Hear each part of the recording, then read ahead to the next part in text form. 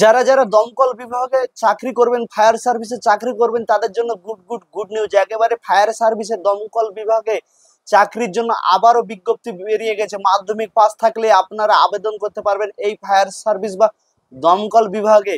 দমকল বিভাগের কাজ অবশ্যই আপনারা জানেন। যারা যারা চাকরি করবেন একেবারে গুড নিউজ, অনলাইনের মাধ্যমে আপনারা হয়তো আবেদন করতে পারবেন। কি কি লাগবে, কতটা কোয়ালিফিকেশন, হাইট, কিভাবে অ্যাপ্লাই করবেন পুরোটাই জানাবো।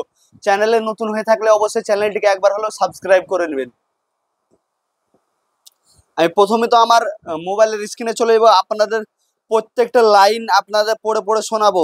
রাজ্যের বিভিন্ন জেলায় শীঘ্রই দমকল বিভাগের কর্মী নিয়োগ চলবে। যে দমকল বিভাগে বা ফায়ার সার্ভিস রাজ্যে যে পশ্চিমবঙ্গ বাংলায় যে বিভিন্ন জেলাতে যে কর্মী নিয়োগ চলবে, দমকল বিভাগের পদের কর্মী নিয়োগের জন্য বিজ্ঞপ্তি প্রকাশ করা হয়ে গেছে অলরেডি।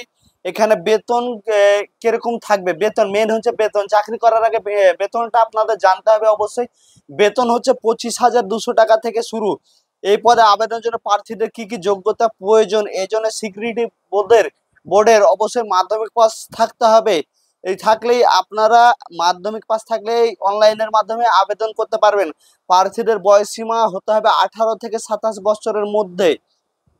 ফিজিক্যাল মেজারমেন্ট হতে হবে অসংখ্যিত যে 167.6 সেমি, হাইট চেস্ট 71 সেমি, এটা মাত্র একেবারে ছেলেদের জন্যই।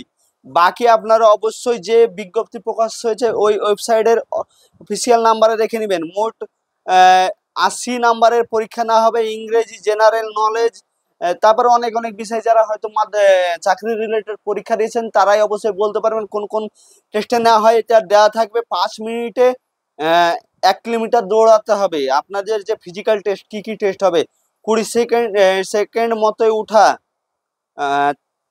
3 তলা সমান সিঁড়িতে 1 মিনিটে ওঠা, ঝুলন্ত দড়িতে 1 মিনিটে ওঠা, 1.2 মিটার হাই জাম্প দেওয়া লাগবে। কিভাবে আবেদন করবেন, অবশ্যই আবেদন করতে গেলে আপনাদের যে অফিসিয়াল ওয়েবসাইট আছে সেই অফিসিয়াল ওয়েবসাইটে গিয়ে আপনারা আবেদন করতে পারেন। সেখানে হচ্ছে যে ফায়ার সার্ভিস www.fireservice.wb.com, যে ফায়ার সার্ভিস সেই ওয়েবসাইটে গিয়ে আপনারা জেনে যাবেন। অবশ্য পার্শ্ববর্তী যে আপনাদের যে সাইবার ক্যাফে আছে বা কম্পিউটারের দোকান, সেখানে গিয়ে আপনারা অনলাইনের মাধ্যমে আবেদন করতে পারেন। আবেদনের জন্য অবশ্যই মাধ্যমিকের যে পাস করা সার্টিফিকেট, আধার কার্ড এবং বিভিন্ন ডকুমেন্টস নিয়ে আপনাদেরকে ওই সাইবার ক্যাফে হাজির হতে হবে। নমস্কার, আমি রনি।